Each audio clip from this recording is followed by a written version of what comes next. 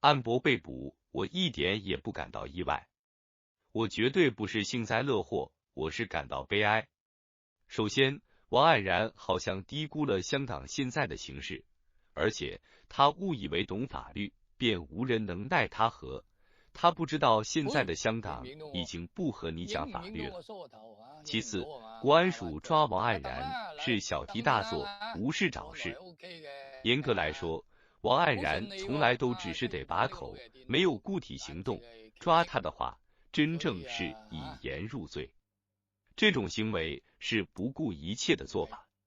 看看这次的选举结果，已经可以知道香港正处于不得人心的状態。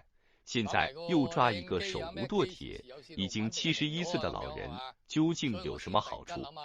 開翻佢會唔會得咧？咁嚇，原來有得嘅喎。咁啊有段時間直情開唔到嘅喎，即係唔知點解喎，即係開唔到啊！老爺電腦係咪？好難講㗎。